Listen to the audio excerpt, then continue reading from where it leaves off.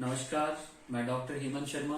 आज आपको primary sclerosis कोलिंजाइटिस के बारे में बताने जा रहा हूँ। जैसे कि पहले हमने प्राइमरी बिलियरी सिरोसिस की बात की थी, तो प्राइमरी बाइलियरी सिरोसिस अलग टॉपिक है, मैंने हिंदी में बताया है। आज का विषय है हमारा प्राइमरी स्क्लेरोसिस कोलिंजाइटिस। तो मैं पहले बता दूं, मैं doctor Hemant Sharma, MD physician. आज आपको इस बीमारी का इलाज, लक्षण और इसके ट्रीटमेंट के बारे में हम बात करेंगे, कैसे हम डायग्नोज करें, कैसे पहचानें। तो ये जो बीमारी है प्राइमरी स्क्लेरोसिस कोलिंजाइटिस, ये ज्यादातर हम देखते हैं इडियोपैथिक, मतलब कोई कारण हमें पता नहीं होता, पर कई बार जेनेटिक्स भी हो सकता है। जैसे मदर को थी, फादर को थी, दादा दादी किसी को थी, तो वो नेक्स्ट जनरेशन में ट्रांसफर होती है। एक कारण ये भी होता है।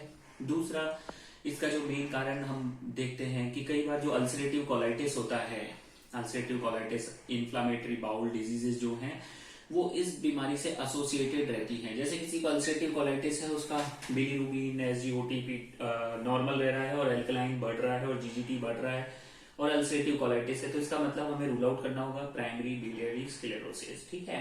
अब इसके लक्षण क्या होते हैं, सिम्टम्स क्या आएंगे मरीज में। मरीज को खुजली चलेगी, पूरी बॉडी पे इचिंग होता है, बहुत खुजली चलती है। दूसरी चीज, और पेशेंट में होता है जैसे पीलिया होता है, आंखें पीली हो गई, ट्रस, कर्निक ट्रस हो जाता है, होल बॉडी येलो हो रहा है, टंग, सलाइवा सब येलो हो रहा है, यूरिन बहुत पीला आ रहा है, पेशाब, तो इसका मतलब क्या है, पेशेंट को जॉइंटिस है। ठीक है। तो ये सारे सिम्टम्स होते हैं मरीज में। अब इस केस में और क्या सिम्टम्स होते हैं, पेशेंट को राइट हाई, ये हाइपोकॉन्ड्रियम पेन होगा, इस साइड में, राइट साइड में पेन बताएगा, लीवर की साइड में हाइपोकॉन्ड्रियम का दर्द। दूसरी चीज, मरीज अपने आप को बताता है बहुत ही वीक हो रहा है, वजन भी गिर रहा है, थकान रह रही है, कमजोरी रह रही है, भूख नहीं लग रही है, तो ये सारे सिम्टम्स आते हैं।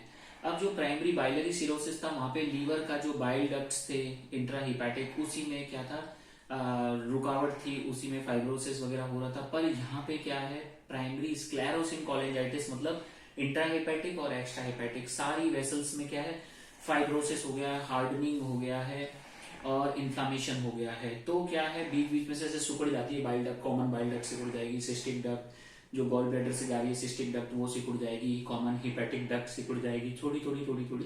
तो इसको बोलते हैं हम प्राइमरी स्क्लेरोसिस कोलिंजाइटिस। ठीक है। और अब हम इसमें हम सोनोग्राफी करके देख सकते हैं, ईआरसीपी कर सकते हैं, एमआरसीपी कर सकते हैं। ईआरसीपी होता है एंडोस्कोपिक रिट्रोग्रेड कोलिंजियोपैनक्रेटोग्राफी, एमआरसीपी होता है मैग्नेटिक रेजोनेंस कोलिंजियोपैनक्रेटोग्राफी। तो उसमें हम डाई पिला के पेशेंट को एक बार एमआरसीपी में देख सकते हैं। एमआरसीपी में क्या है, हम देखेंगे कि बीडेड पैटर्न होगा, यूं जैसे मोतियों जैसे बाइल डक्ट हो जाएगी, ठीक है ना, मोतियों की तरह। तो ये हम बोलते हैं प्राइमरी स्क्लेरोसिस कोलिंजाइटिस की वजह से हुआ है। दूसरी चीज मैं आपको ये और बताना चाहूंगा, इसको अब हम कैसे डायग्नोज करें। सिम्टम्स आ गए, आपकी बॉडी मैंने देख ली, मेरे को समझ में आ गया, या फिर पेशेंट को अल्सरेटिव कोलाइटिस है, तो ऐसे हम पहचानते हैं। दूसरी चीज, अब इसमें हम ये भी देख सकते हैं कि पेशेंट के एलएफटी कराते हैं, लीवर फंक्शन टेस्ट। तो लीवर फंक्शन टेस्ट में जो एसजीओटी, पीटी, एएसटी, एलटी जो होता है सेम ही है, वो नॉर्मल रहता है या हल्का फुल्का बढ़ सकता है।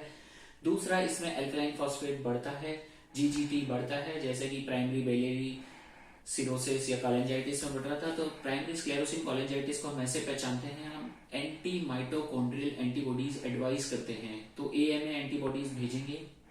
एएमए एंटीबॉडीज का जो रिजल्ट आएगा इस केस में नेगेटिव होता है, तो इसका मतलब प्राइमरी स्क्लेरोसिस कोलिंजाइटिस है, और अगर पॉजिटिव आता है तो प्राइमरी बिलियरी कोलिंजाइटिस होता है। ठीक है। अब इसमें और चीज हम कैसे कंफर्म करेंगे, इसमें हम अंसा टेस्ट कर सकते हैं। तो अंसा इसमें कई बार पॉजिटिव आता है। ठीक है। अब दूसरी बात है, अब इसका हम इलाज कैसे करें। तो इलाज है, आप सोचेंगे कि मैं दवाई से ही ठीक हो जाऊं, तो इतना मान लीजिए दवाई से कभी कोई ठीक नहीं हुआ है। दवाई आप जब तक खाएंगे तब तक सिम्टम्स नहीं रहेंगे, बंद करोगे फिर सिम्टम्स आएंगे। तो इसका जो एग्जैक्ट ट्रीटमेंट है, जैसा कि बुक्स कहती हैं, वो बोलती है लीवर ट्रांसप्लांट। पर मैं उसके थोड़ा सा अगेंस्ट में जाके एक चीज बोलना चाहूंगा बुक से बाहर, कि पहले तो अपना लाइफ स्टाइल इंप्रूव करें, एक्सरसाइज करें, वॉकिंग करें, ठीक है, हेल्दी लाइफ स्टाइल लें।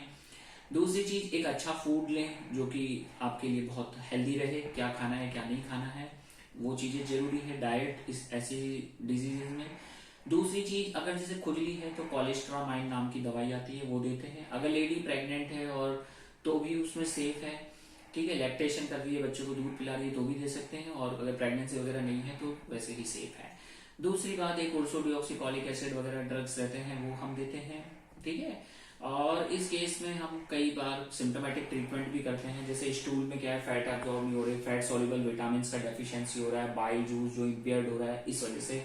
तो फिर हम क्या करेंगे, फैट सॉल्युबल विटामिन भी देंगे ए डी ई के, पर पहले देखना पड़ेगा बीमारी क्या है, कारण क्या है, और उसी का इलाज होगा। ठीक है। और जो इसका गोल्ड स्टैंडर्ड ट्रीटमेंट है, जो बोलते हैं इसका बेस्ट ट्रीटमेंट है, वो होता है लीवर ट्रांसप्लांट फाइनल।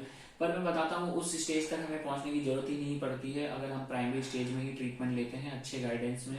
तो मैं बता देता हूँ कि मैं एक ऑनलाइन कंसल्टेंट हूँ, तो आपकी हेल्प करूंगा। अगर आप भी इस बीमारी से सफर कर रहे हैं या ऐसे लक्षण हैं तो आप मुझसे कांटेक्ट करें।